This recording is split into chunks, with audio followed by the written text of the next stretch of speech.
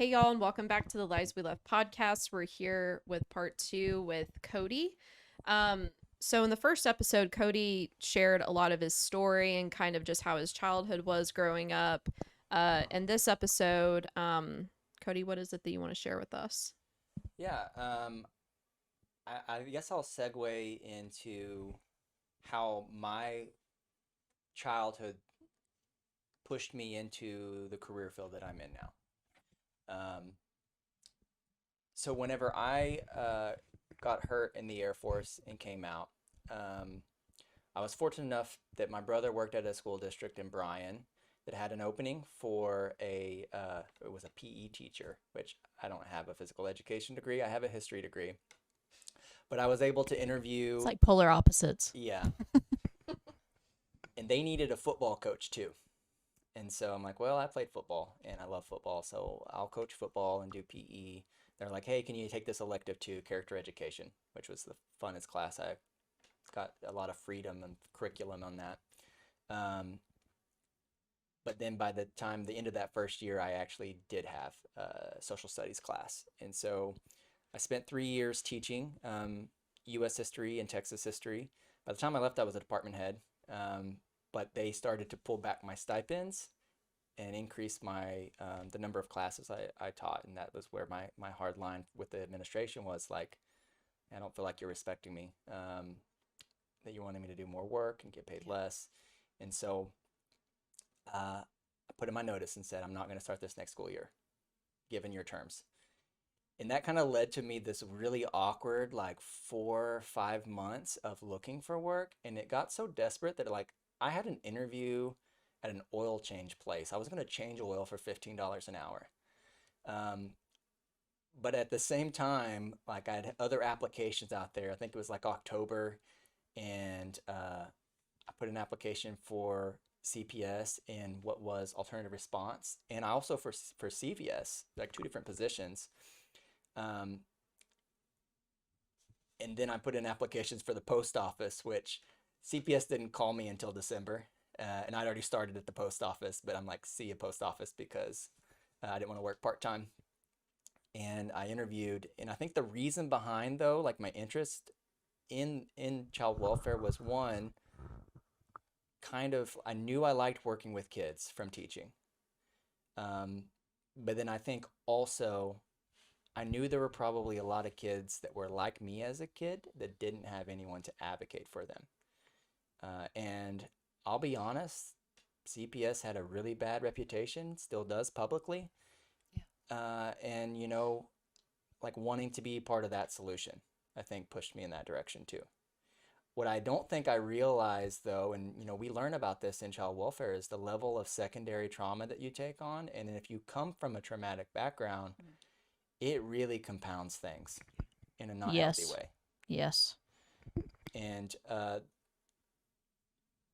I do love and still do love the work that we do, but I think it's much more complex than I had imagined whenever I went in.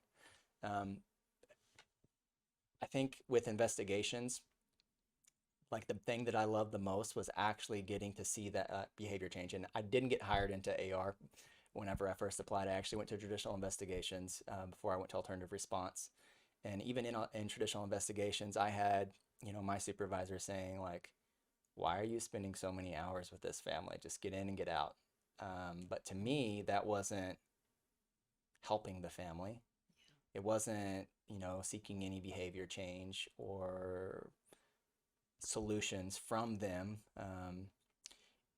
I wanted to make sure that if I sat down with a family that they felt respected and that I saw them as a person, and especially like they may have had the worst day of their lives as a parent, but there were a lot of days when they weren't a bad parent.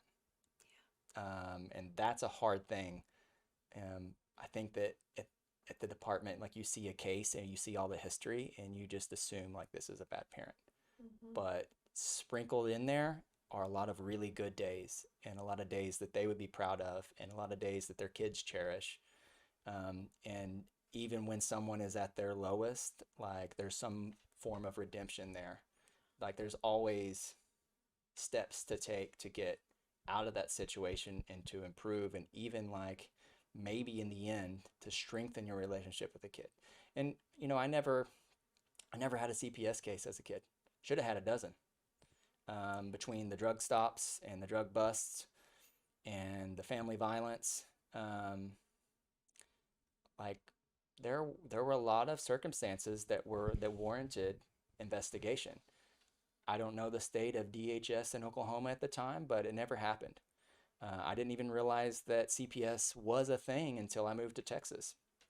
So, um, Well, back then, okay, so Oklahoma is called DHS, right? Department of like Human Services Yes, is and their child welfare agency. they, especially back in the day, they were notoriously known for never getting involved, right? Yeah, Yeah. and I don't know. Or if they did get involved, they didn't really do anything. Like I knew no one who had a case. Like I knew of no one. Yeah. When I was a kid, like in the 90s. Mm-hmm. Not to say it wasn't happening. And granted, it's a very rural county. Like even to this day, the whole county in Oklahoma has like 11,000 people in it. But the town that I'm from was the county seat, and there was an office there. I just never knew. Yeah. Um, so I think that, not to say that I would have ever wanted to be removed from, my family, and I don't think I would have. I think it just would have been some restrictions on my relationship with my dad. I cared so much about my dad that I would go to bat for him and hide whatever things he was doing, um, cover up every situation he put me in that was risky. And I don't think that even back, if I went back in time, like I still wouldn't do anything to rat him out, even though I know it wasn't the best thing for me, and it probably could have been an intervention, could have been good for him, but I'm not really certain that he would have changed either. It would have been just more trauma for you. Yeah, it would have been more trauma for me. And I think I see that. And, my dad's now 58 years old, and he's only been sober for January will be 3 years. Oh, wow. And the only reason he's sober is because he's on federal probation for international drug trafficking. Oh, okay. And I'm very proud of him because he cut methamphetamine cold turkey after smoking marijuana for 40 years. He finally got his medical marijuana card in Oklahoma when they legalized it, and they took it away from him because he got busted. So, I think it'd have to be something that drastic to really get my dad to change long term. I think he could kind of play along for a little bit, kind of like what he did with my mom before they divorced, and acting like he had stopped the growing. But I don't think it would have been permanent. And so I carried all of that knowledge and, I guess, desire to help kids like into this job. And I didn't really know what to expect because all I had heard was bad things about CPS. I think that it's for anyone who's works for the agency, and it's not just in Texas, for anywhere. It's so much work, and I would say, at least in this state, probably one of the 5 most difficult jobs to do. Period.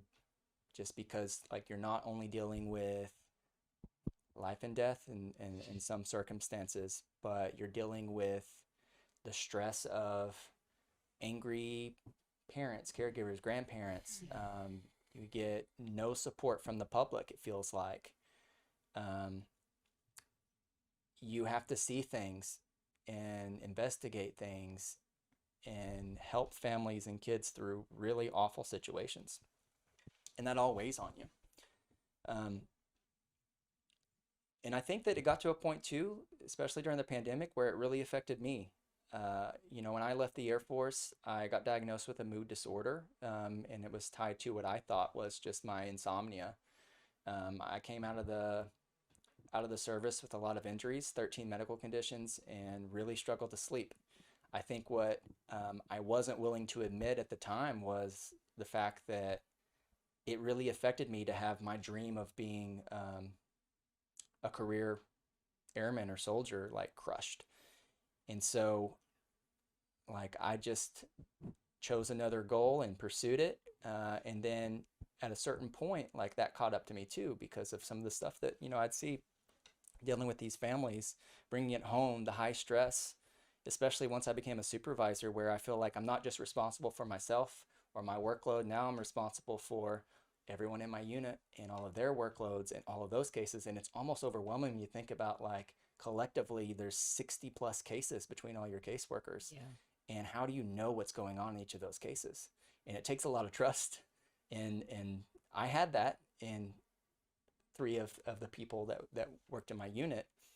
But I think too that there's a lot of pressure you put on yourself. And I think it affected my mental health, especially during the height of the pandemic, because I started turning to alcohol.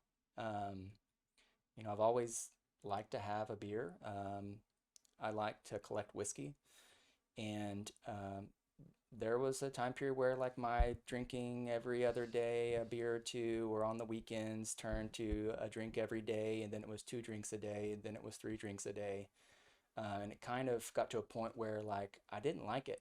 And I did go to my doctors at the VA, and they described it as heavy drinking, where my anxiety would not allow I wouldn't allow myself to get intoxicated because I didn't want to lose control.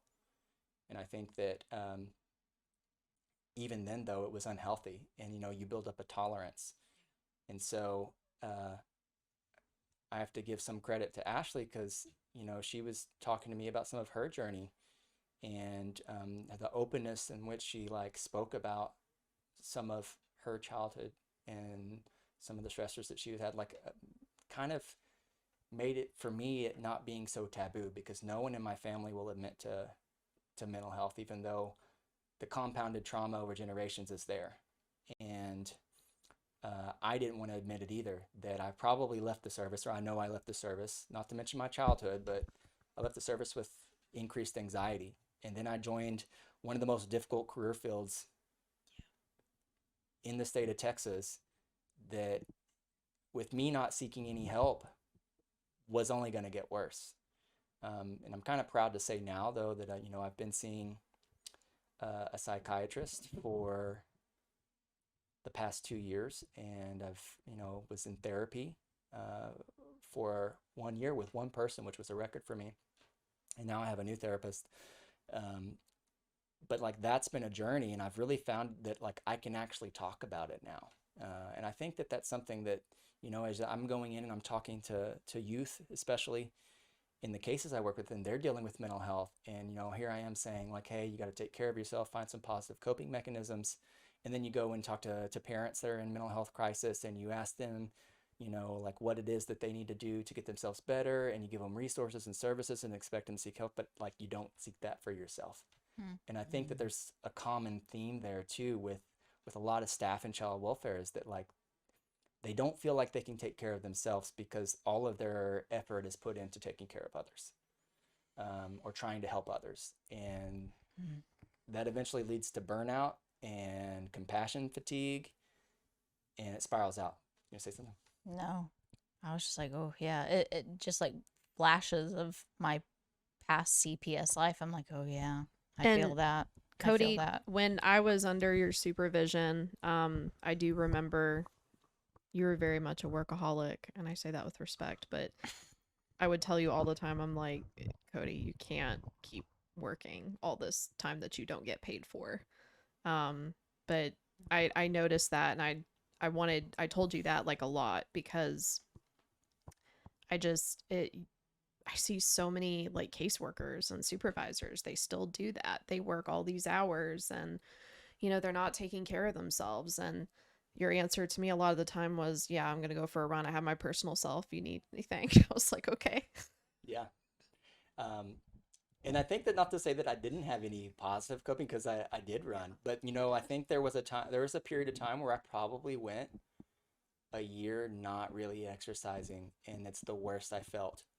And it was part of that, like, I need to do something to take care of myself. So even though I know I have a million cases to read for my staff, or to do these 15-day reviews or whatever it might be, I still need to make time for myself, even if it's just 30 minutes to go for a jog, or to sit on the couch and watch TV. like to spend some time with my wife. And there's my real champion there, is that like I feel like uh, I would be at the office till 7 p.m. I'd get home and I might eat dinner, help put my then baby to sleep, and then I would jump right back on the computer and work until midnight. And that was like a routine. What? He did that like every night. Oh my I'm gosh. not joking. How many years were you a supervisor? Just under 2. Oh, man. So, and I know that they know that because I was sending emails. At 2 in the morning.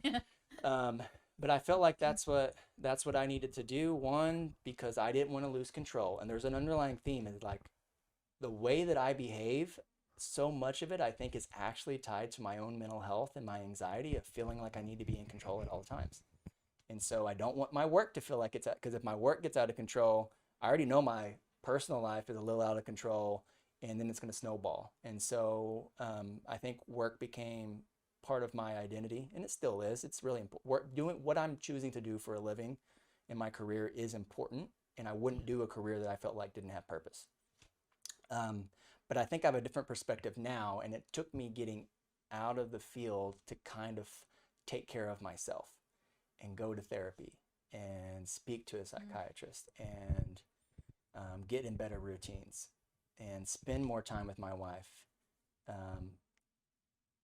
and my kids, because like there are so many staff that like they work so hard, but they also have their own families. And that's a burden on their kids. That's a burden on their partners. And I feel like it's inevitably going to get to that compassion fatigue point. Yeah. So you've got to find, and it's hard to have work-life balance, when we work for CPS, but like you find the ways to take care of yourself. And I know from a management perspective, like how do you expect your staff to take care of themselves if you can't take care of yourself? So it's been a pretty big like eye opener for me, and that's what I do. I speak to that a lot now. I think it's incredible that I mean, not to harp on guys or anything, but it is kind of common that, men don't really go and they don't go talk about their feelings. Mhm. They don't talk to therapists. They don't, seek that kind of help. And so Yeah. was there like a dogma that you had to like just break? Yeah. Or like you had to like, did you feel like a failure at first when you were at that point, or how did you feel? Yeah, and I still think it's a journey for me even to kind of open up. And I don't think that I haven't even disclosed probably as much as I'm disclosing here to my therapist or my psychiatrist. Wow. So like to this point, like my main support and my confidant, I mean, is my wife. Mm-hmm. Like she knows me better than everyone else, but I still feel like there's things tucked into my mind that I can't talk about yet. And I think, like you said, like as a man, it's even more difficult.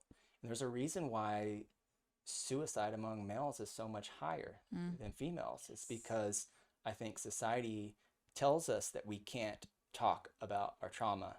And especially for like men who've been sexually abused, it's even more compounded because it's seen as, like that's makes you not a man.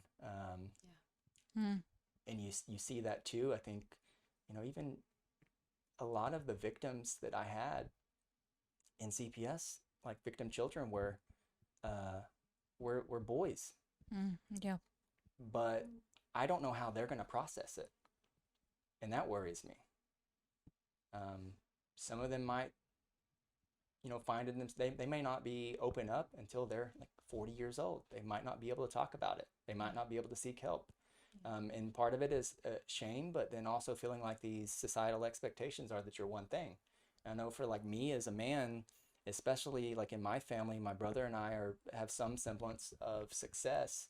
Like I strangely became like a patriarch at a really young age. And I'm expected to be the person that, especially my paternal side of the family, like will come to if there's an issue. And I kind of accept that, but then it makes me feel more pressure to perform. Yeah. So that's like a really strange dynamic too. That's a lot of pressure. I mean, we talk about, I mean, as we've had almost all females Hmm. on our podcast, and we talk about the struggles that women have. And it's just, I mean, men have to go through so many struggles because it's forced upon them that idea that they have to be what a man is, and it's usually taught to them by a person who is a faulty male. It's like this. It's like this. Hmm. It's this odd idea of what a man is supposed to be. Yeah. And I'll go back to like my grandfather. I think that he was the one who, more than anyone else, was like, this is what a man is supposed to be. They're supposed to work this hard. They're supposed to provide for their families. They're supposed to be tough as nails and be stoic and show no emotion. Um, but that same individual, like you said, had a lot of faults and in a lot of ways was not a good man. Not to say that he didn't have some redeeming qualities. I think everybody does. Yeah. But I think you're very right. I think that we learn that from a person in our lives or a group of it could be like a cultural group, like in your county or state or nation, whatever, like what a man's supposed to behave like. And you can't deviate from that because it won't be accepted. Mm. And then that wreaks issues down the road. And I mean, I will say that like not all types of therapy are helpful. Yeah. So, I mean, it also is about finding the right type of therapy, for you as an individual and what it Mhm. is that you're dealing with. And I used to always make that joke because I know that mental health is still taboo for like a lot of people. So whenever I would talk to families that would be struggling, whether it's a teenager or a parent, and they would say, hey, like, have you ever tried any therapy or anything? Like, oh yeah, I tried it one time, wasn't for me. And I'd say like, I understand that, and you're probably right. That therapist wasn't for you, but therapists are a lot like tacos, you know? There's a whole bunch of taco trucks, but not all those tacos are the same. Some of them are going to be better than others. And it's a silly like analogy, but I think it's very true is that like it depends on who the therapist is, how much empathy they have, how much experience they have, whether it's actually like working with individuals or life experience. Yeah. And I think that's been my experience too. I had uh, 3 therapists at the VA that didn't know anything about me.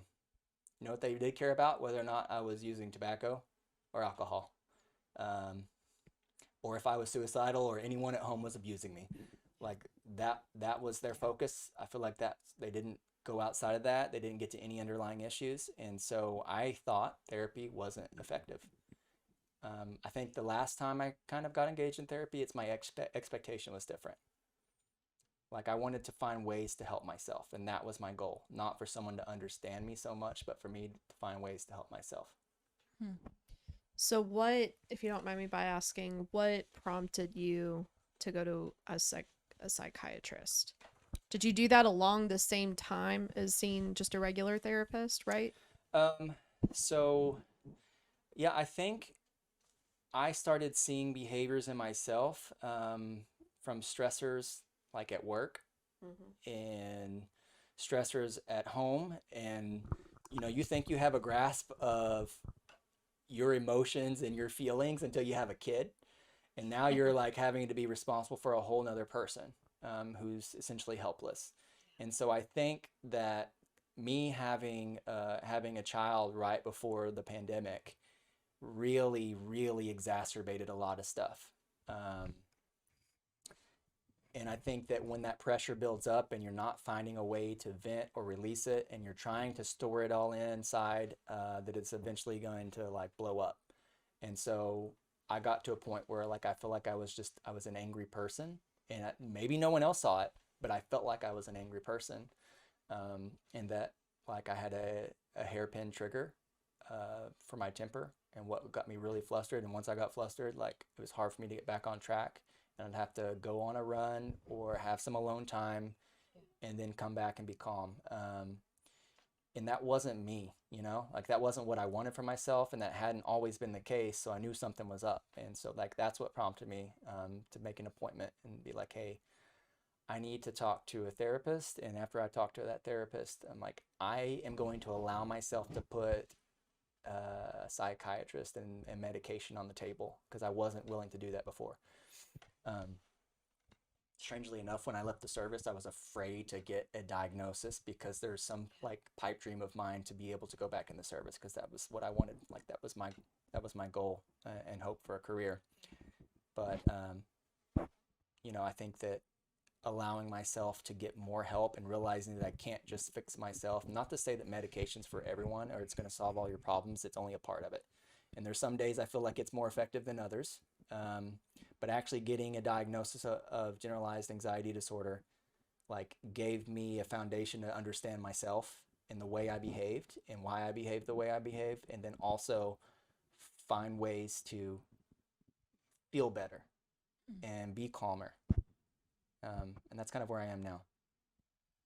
How do we help other males who maybe don't either want to seek out, not saying that therapy is for everyone, but just being able to talk and know that not everything has to be so taboo? Because I think that's really the goal of our podcast, is really making it to where people, not that you just go share your story with anybody necessarily, but how do we start having these conversations so that way we can start breaking these cycles, so that way people can start healing? And I can only speak to like my experience or my understanding, and I think that it wouldn't be healthy to just try to say like, well, do this, and then all men are going to open up. I think what my experience is, I would not want someone to come up and force me to talk.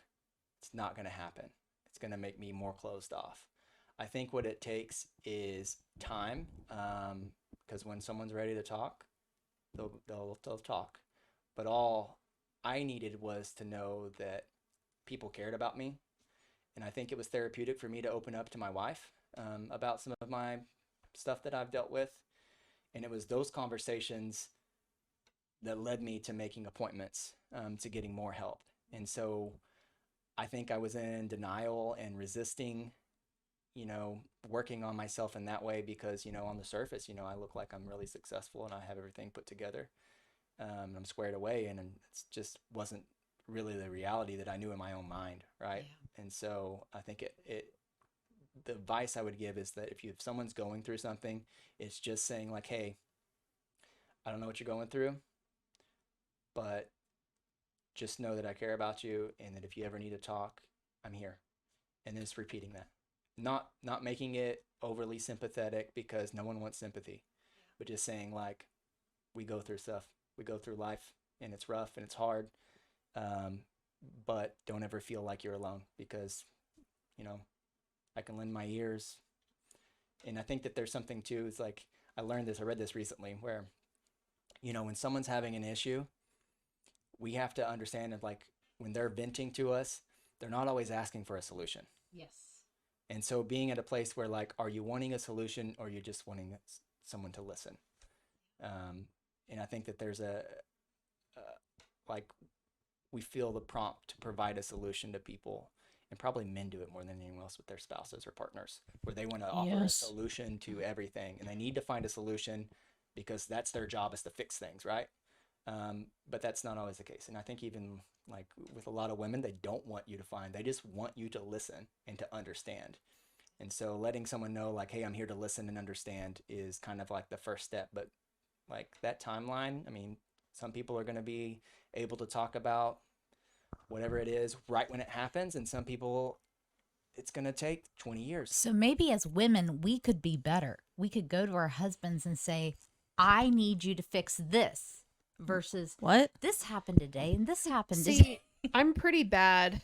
Like lately, usually I feel like I'm pretty direct with Colin to some degree. Whenever I'm like, okay, I just need to talk or whatever. Like, I feel like usually I'm pretty direct with him. But then there are other days where I'll just randomly start like bawling my eyes out.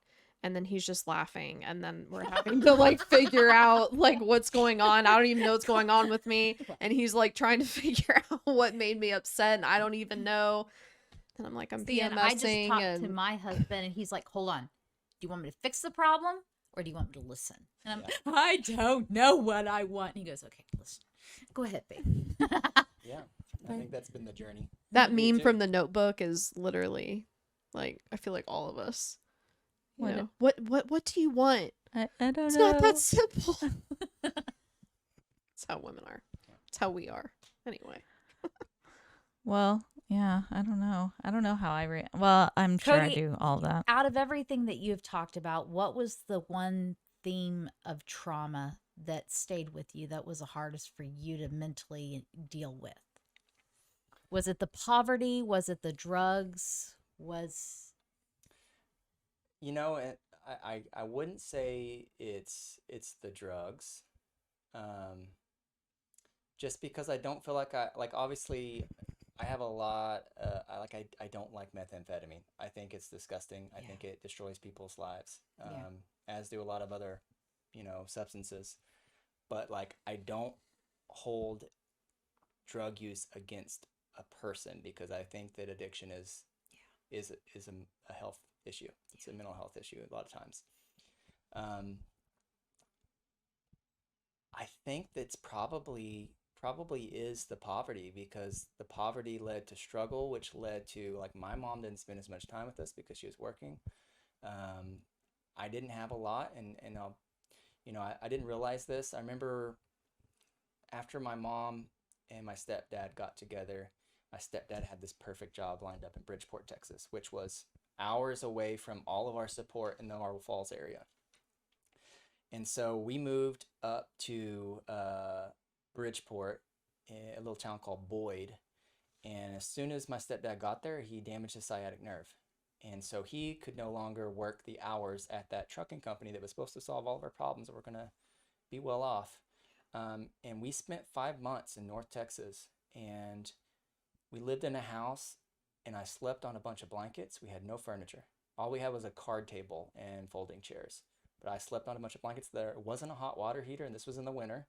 So I took the fastest, coldest showers. Um, and we had to rely on a church to give us food. Yeah.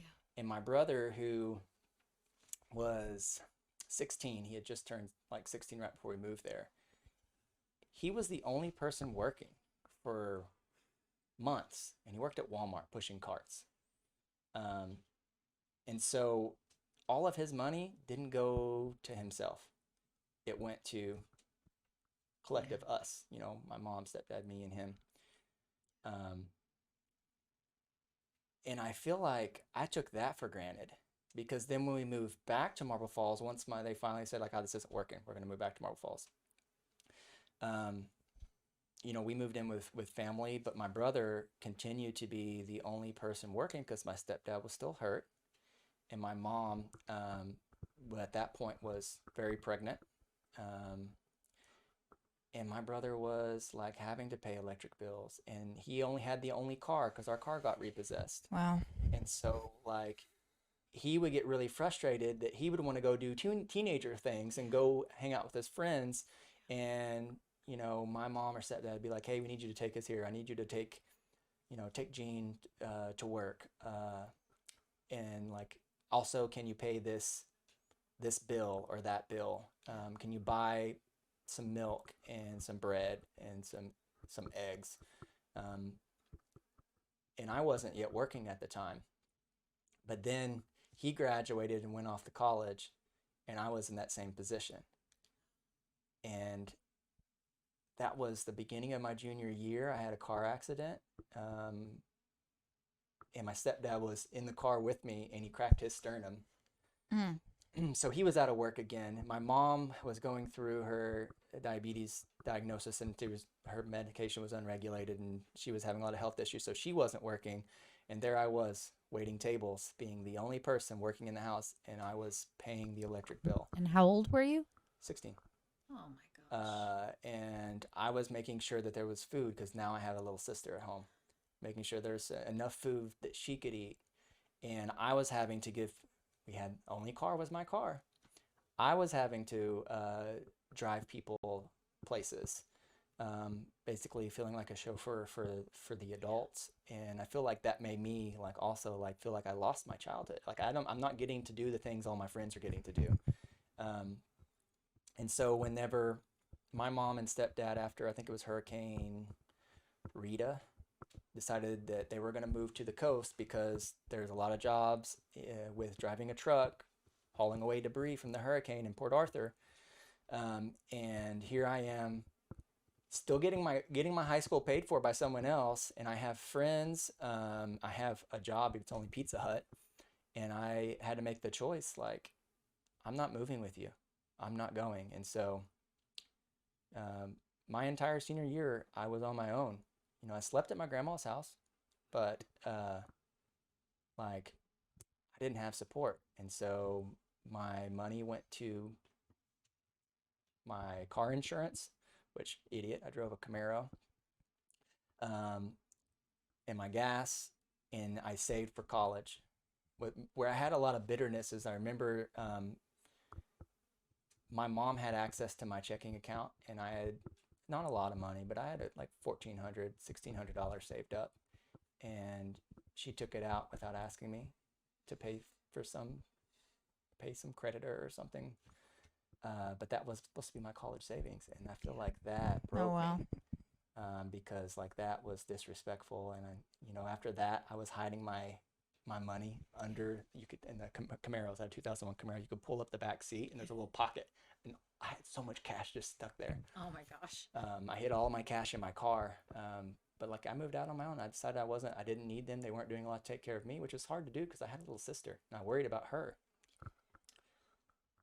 I asked that question because we grew up in poverty. Mm-hmm. Rachel and I, another sister that's not here today, we definitely feel it, but like Steve and my husband grew up in poverty too. So when we splurge and make a nice dinner, we'll be sitting there and we're looking at our new build house. We see everything, and both of us are thinking the same thing. How do we get here? And it's like you can't escape where it's this lingering. Do you have that? Yeah, and this is my wife. She makes fun of me because like I'll go out and I bought a Traeger grill. She still hasn't I've used it enough that I've cooked enough with it that I feel like she's like, okay, it wasn't that bad of a purchase. But I'll buy a Traeger grill for $700, but then meanwhile I'm like, we better not take the toll roads because it's gonna break us. And I'll really stress about things like that. Yeah. Just don't. That's a whole nother episode for Ashley and the toll roads. Oh yeah. Just don't pay them. Oh my gosh. Ashley. Ashley does pay her taxes if anyone is okay. And so anyway. it does come out though, where like I'll stress about it and I'll be so frugal with some things, and then when I do make some purchases that are bigger, I feel real guilty, and I'll regret it. Steven does the same thing. So I have I do the same thing. I stress about money, but I generally overspend in the grocery department. Oh yeah.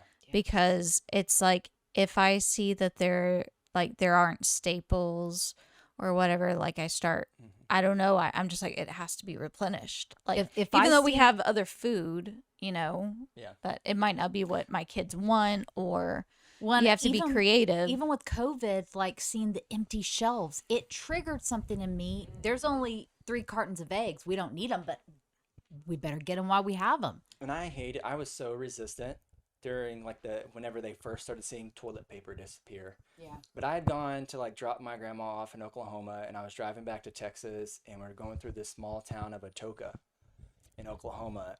And I feel so bad because I probably robbed some people of groceries, but I went in there and spent $450 on just like rice, sugar, salt, because here I am thinking like I'm going to salt meat because we're going to have to live off the land again. Yeah. Um, No, but it was very but real. it was really weird, and it was such was a strange thing. real. And then like now, like sometime last year, I'm looking in my pantry and there's like really expired stuff in there, like rice-a-roni and things like that. I'm like, what was I thinking? We never used half of what we bought, but it was a fear of like I don't want us to go hungry. Yeah. You know? That's such a powerful fear and emotion.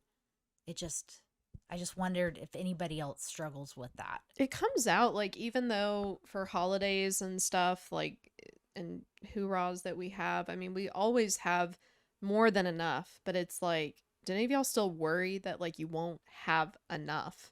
Because all of the nieces and nephews, they come by and they secretly take like 25 cookies or whatever, and they go eat it somewhere. I do have an opinion about deviled eggs. Whatever you think you've made enough of, you need to triple that. That's true. because there's never enough deviled eggs. It just, This is the same person that is saying that we need 2 turkeys. we do. Everybody has to take Thanksgiving turkey home for leftovers.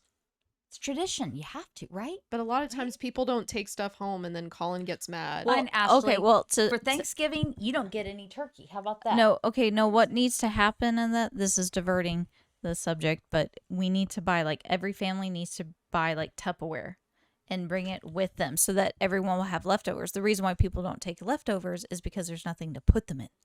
There you go. Ziploc bags. Oh my God. Talking about poverty here. Yeah. And here you got a proposed problem that may or may not happen, but you have different solutions to the same problem. Yeah. Yes. I like him. No, growing up, we didn't have the money to buy Tupperware. And if we did, it was like an old, like the Cool Whip, containers. Like the The containers. containers that the food ones, came in. That was our or they look like the Tupperware. little, like the seashell. You know the ones with the little ridges? We had those ugly. Yeah, Yeah, but the- like I from the remember like 1970s. that fake Green. butter stuff, Butter Crock. Is that I the can't believe it's brand? not butter. Country Crock? Yeah, and like there would be those containers that we would save. So to this day, like I have a huge like I have to have matching containers, and if I don't have like matching containers, or if I don't have this, I it's have just to have it's glass weird. Pyrex. Here's what's crazy for me. Speaking of is that, poverty, like, I will, if we have any leftovers, which we usually do, I save all leftovers. I probably won't eat it, but I still save I do it. that too. Like, when's the last time I ate some leftovers? Very rare. I mean, When pizza. I don't When- know what else I would. when Steven and I first got together, we were living with each other, and he got very angry when I threw some food away because he was like, Brooke, what are you doing? That's food. Yeah. People really need food. We don't throw food away. And even to this day, we don't throw food away. We eat it. Every Wednesday night, I go through my fridge and throw away all the leftovers from the last week that I didn't eat. So For trash we cans. so we started doing that, but then I recognized there could be some days where I don't cook. And so I was like, okay, here's the rule. Like I generally cook about 4 meals a week, and then we have to eat the leftovers until I cook again. So I actually started doing that. Sometimes I'll cook 5 times a week. But anyways, we have leftovers I've a caught lot. myself, like, because I travel a lot for work, of like taking all of the bathroom shampoos and conditioners at the hotel.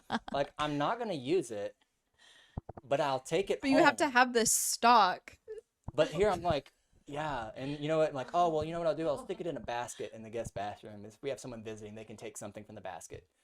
No one's taking anything from there. And now it's like I have even more because I can't stop myself from bringing home. But I'm like, you know what I should do is probably take it and like To a homeless shelter. take it to a homeless shelter. Yeah. I went to Whataburger this morning and I took a bunch of napkins and they're just in my car because I don't Aw. want to buy napkins. Give the homeless the napkins, Ashley. But I use Yeah, 'cause them to they'll like blow really my be, nose. And that will be stuff. helpful. You don't know. They might need them. Anyway, wow. So poverty. Wow. Cuts deep, doesn't it? Yeah. Why? Well, it gives you anxiety. That's the thing. Like it gives you a sense of anxiety that you kind of just like live with, and it affects you in different ways that you probably don't even see that it's like really Well, I mean, affecting I you. wasn't really aware growing up about the poverty. It wasn't until I became a teenager and people were wearing the hip clothes and I didn't. Right. I And then had all of a this sudden one it's pair a of double jeans. life. Like my paycheck is going to all these little stores so I can get, pictures for the house because we don't have any pictures other than 3 or 4. I'm wanting to get towels that we need, not bathroom towels that were old and cut up for the kitchen. I started becoming aware of why are we different? Why do we have a love seat that was given to us by the guy who liked us, who liked me? I've, Like, I've got two couches in my garage right now that I don't know why, like, we don't just donate them somewhere. But we bought new couches, and uh, I'm over here like the hustler that I am. Like, yeah, you should ask 450 for that. And like Myra actually being intelligent, like, no one's gonna pay 450 for that everything. Why? It's been sitting here now for 4 months, and no one has said they are slightly interested on Facebook Marketplace. Can I lower the price? And I'm like, yeah, drop it $50. But like, I can't stop myself. I changed the hide-a-bed mattress in one of my couches, and so the other one, which is like not used, it's just sitting in the garage. Like, what am I gonna do with it? No one wants a hide-a-bed mattress, but I'm a pack rat and things like that because I feel like I can make a dime and get my money back a little bit, or I might need it later. And I have a million that's just projects fear. in my garage because I love woodworking and refinishing and I just Sorry. what? I said you're describing me. That's how I am. I have so much crap. Yeah. Oh, Well, maybe hold on. Let's just give Childhood. us some grace here. Maybe this is us being busy adults. No. no, it's Okay, I've well- always been a pack rat. All right. Well, I'm going to choose to believe that some of the stuff that I have denial, Aaron. Shame is because there's a project that I need to do. All right. That's why it's in my bedroom. So it's been there for a little while. Anyways. What is the relationship? How is trauma, you coming into, I guess, the awareness that you have trauma, getting help for it? How has that revitalized or changed your relationship with your wife? Better? It's Good. better. It's better because I don't think that she has to feel like she's walking on eggshells. Not to make it sound like I was this like crazy violent person or anything like that, but I Yeah. think she knew I was so wound up that like I was just very irritable. And I'm not that. I mean, it's funny because now I've tried. If anyone's gone through medication changes, I've tried 4 different medications. The first one I was on was sertraline, which while you're adjusting to it, you are a zombie. And like, I'm like having generalized anxiety disorder. I'm afraid that my kid's gonna like split his head open on everything. He's gonna fall into the river and drown. Like, this is I make it very real. When I was first on sertraline, like anything could be happening around me, and I was just like, it's whatever. And then they changed my medication, and I had a very different reaction to buspirone, which made me have like vertigo and ears ringing. And then they changed it to mirtazapine, which made me suicidal. And thankfully, I told my doctor, like, hey, I feel really like I'm having a lot of passive like thoughts for no good reason. And then, I found what I'm on now is Prozac or fluoxetine, and it seems to be working, although maybe I could take another 10 milligrams of it. Yeah. So I think that there's a whole process there too of like what's going to work for you. And I think though, like, I feel like I have some stability now that I haven't had, and it's been a positive thing. I think too, it's made me more present and able to enjoy things that I otherwise wouldn't enjoy. Not because I shouldn't enjoy them, but just because I couldn't allow myself to enjoy it because I was always worrying about something. And Wow. I think that that's been really helpful for me to kind of have some moments where I enjoy things. I think the downside of it is that it's like you go on these extremes where you're too emotional without it, and then you're not emotional enough sometimes with it. And, I at first thought that the reason why I wasn't grieving for my brother was because the medication had emotional blunting from the medication, which could have been a factor. But now I've changed medications 3 times since then, and I still haven't. So I think that that's just something I'm going to have to deal with in time, probably when I feel like we can get some justice for him. I think to speak to that, I think sometimes our bodies know like you can't do this right now. And it's like a protective response. Like you aren't at the place to do this. And so it's like your body instinctively knows this just isn't the time. And I'm sure it has a lot to do with that the justice has not been served. Yeah, because it's holding on and it's like, no, don't let go yet. Once that killer's there, okay, it's over now. You can, Yeah. because I get it. I I think get it. too, and this is going back to that. Like, I feel at the funeral, like I watched my oldest stepbrother cry. He's the one who found him, Oh, and I wow. watched him try to be the big brother, but it very much emotionally affected him. Yeah. And then my brother Brian, he grieved. Like he cried hard, and I was so jealous. But then I think part of me felt like I needed to be strong, right?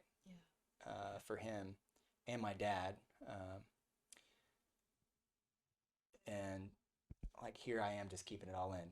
But then my younger stepbrother, he's 4 years younger than me, like he was in the same place that I was in. And so like it's kind of been a strange thing where we have actually talked more since the funeral than we have in years. And it's him checking on me and me checking on him because I think we're both kind of there, realizing that there's, the levee's going to break at some point, right? But we're both, I think we're just so angry, but then also feeling that like he needed to be there for his mom, I needed to be there for my dad, needed to be there for my brother, he needed to be there for his brother. Yeah. It's a strange response too, of like needing to hold it together for others. I don't know why we put that pressure on As ourselves, but we do. the oldest sister, I get that. Mm-hmm. I get that. I think something happened the other day and I was just holding it all in, just listening, being a support for all my sisters and there came a point where I was just doing stuff. I was painting something for Steven and it just hit me. It all came down. And I was like, okay, what do I do now? Mm-hmm. I'm not about to call my sisters because I just helped them. Well, hold on. Speaking from a younger sister's perspective, I don't think like, and Ashley, maybe since you're the youngest, um, Ashley gave a weird face. Sorry. So I don't think like we need our older siblings to be the strong one. We're not, I in a never said sense- that, Aaron. Oh, no.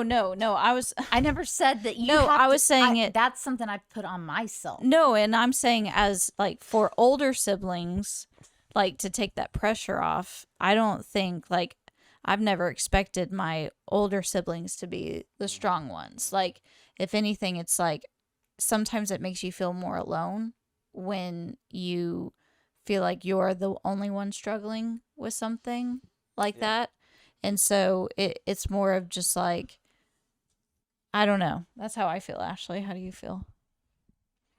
Probably, yeah, pretty close to the same way. Yeah. I mean, I feel like, Brooke, I know you are very strong, but I also feel like you're pretty vulnerable about the things that bother you. And I Yeah. think that probably Rachel and I are the most like private as far as like our emotions and stuff like that. I mean, we'll express when something is like irritating and stuff like that, but as far as like expressing our emotions, we're much more private than y'all too. Yeah, I remember it was like a month or so ago, Ashley, I got upset with Ashley. I was like, yeah, well, you just don't show any emotion to anything, and so I'll just let you go. So Golly.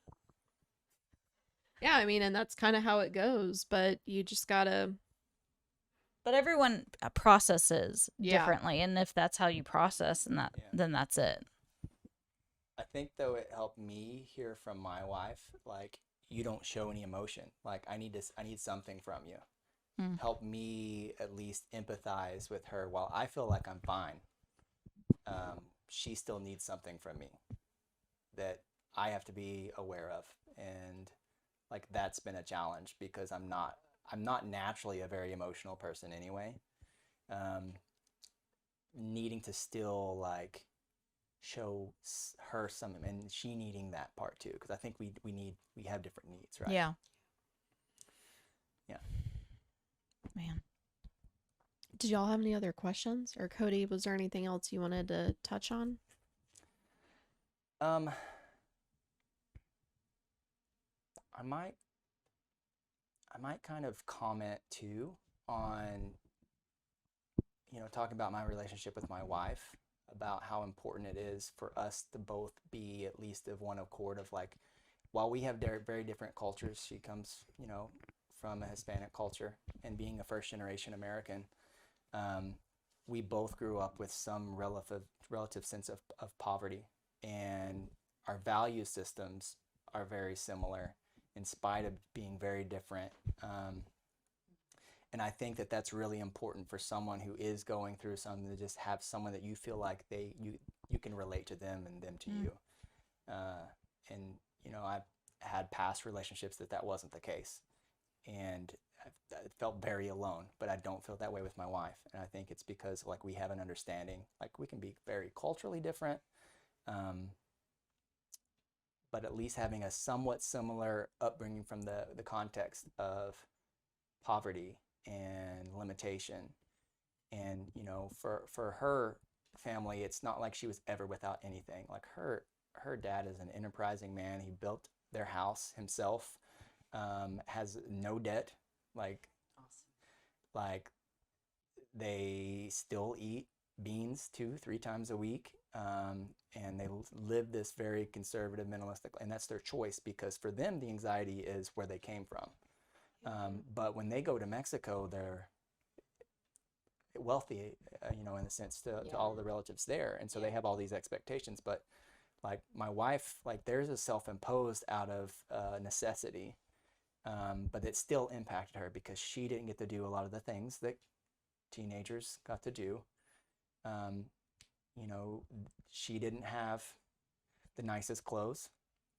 Like to this day, one of her and her mom's favorite things to do is to go to Goodwill, and it's fun.